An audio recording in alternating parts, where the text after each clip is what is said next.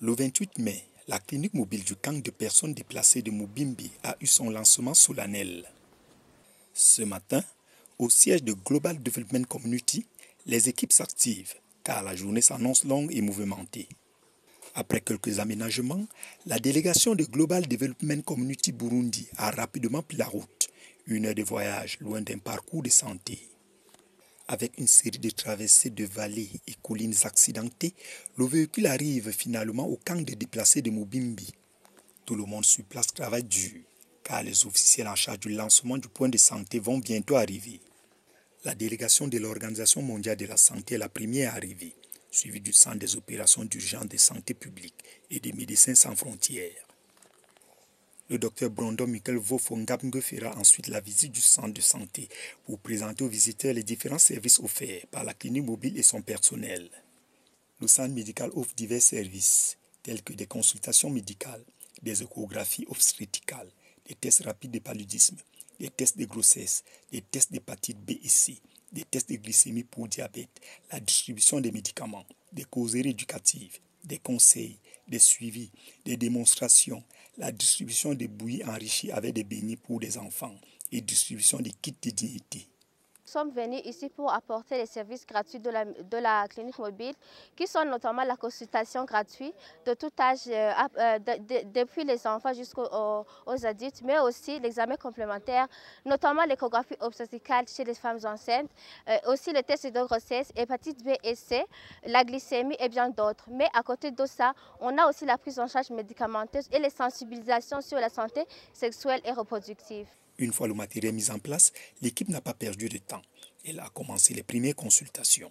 Outre les consultations médicales, ils ont également apporté un soutien psychosocial. Nous avons déjà constaté que rien qu'avec les consultations qu'il y a ici, il y a beaucoup de pathologies qu'on devinait, mais qui sont là, comme le paludisme, les maladies diarrhéiques, et des femmes qui ont besoin de prise en charge prénatale. Il faut dire que dans les 500 ménages ici, 55% de la population est constituée de femmes et d'enfants. Donc c'est des stratégies de poste avancées qu'on met en place pour assurer le maintien de services de santé essentiels pour les personnes en relocalisation ici à Mubimbi. Le laboratoire du clinique mobile, ce n'est pas un laboratoire comme tant d'autres laboratoires. Ici, on fait des tests rapides. Parmi les tests rapides qu'on est en train de faire, il y a le test rapide du paludisme, il y a la glycémie capillaire, l'antigène HBS, l'anticorps HVC.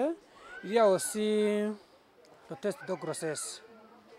Depuis le matin aussi, j'ai pu avoir 34 patients. Le personnel du centre d'appel a également partagé ses expériences en matière d'assistance aux patients. Le centre d'appel offre un soutien psychosocial aux personnes qui ont des problèmes, surtout psychosociaux, et aussi il offre un espace d'écoute, de suivi et d'orientation aux personnes qui ont connu des violences basées sur le genre. Les équipes ont du grain à moudre, car il y a beaucoup de patients qui viennent au centre de soutien depuis son ouverture ce matin. Aujourd'hui, comme c'était le premier jour, on a commencé avec des sensibilisations. C'était pour montrer aux gens, pour faire savoir aux gens ce que c'est le centre d'appel, aussi pour distribuer les numéros verts pour que les gens puissent commencer aussi à appeler. Et à 7 numéros s'ils ont des problèmes, s'il y a des cas qui surviennent dans les cas ici. Mais aussi, dès le matin, nous avons aussi accueilli au moins plus de 10 personnes ici. Global Development Community Burundi va au-delà de ses attentes, avec un service dédié à la cuisson de la bouillie et des beignets. L'objectif ici est de fournir un repas nutritif aux enfants. Ça n'a échappé à personne. On a vraiment vu votre activité tout à l'heure. Alors, que représente cette activité ici au sein de ce camp? Alors, cette activité a été organisée dans le but d'apprendre aux mamans qui sont là la préparation de la bouillie enrichie. Je ne sais pas si je peux vous dire les ingrédients. Bien sûr. Donc, le bouilli enrichi est composé de blé, de riz, de sorgho, de lésine, de ndagara, petit poisson, du riz. Mais on a essayé de mettre des fruits. Pour le moment, on a reçu les bananes. C'est un peu ça. On a essayé d'enrichir avec les ingrédients locaux.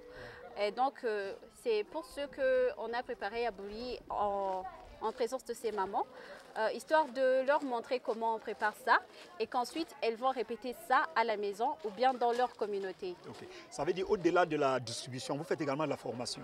Oui. Et ça prend combien de temps pour former une maman à bien faire une bouillie riche et les baigner? Ben, c'est simple parce que nous aussi on prépare ça chez nous. On ne cherche pas d'autres partenaires pour nous préparer la bouillie. On prend je te l'ai dit, on prend des ingrédients locaux, oui. On les prépare, ensuite on fait moudre ça et on ajoute les autres ingrédients dont je vous ai parlé. La visite se poursuivra à l'extérieur de la clinique mobile jusqu'au camp de logement des personnes déplacées. Cette tournée sera l'occasion de découvrir certaines lacunes, notamment dans la construction des latrines, et de proposer des suggestions de modifications pour assurer la pérennité des structures. Donc l'OMS a non seulement appuyé dans la disponibilité de médicaments pour la prise en charge des soins de santé de base, et les prestataires qui sont ici, qui font la clinique mobile à travers l'ONG locale Global Peace Development, ont été soutenus et l'activité est financée par l'Organisation mondiale de la santé au Burundi. Et ils sont en train aujourd'hui de faire des cliniques mobiles sur les sites avec la sensibilisation, le référencement.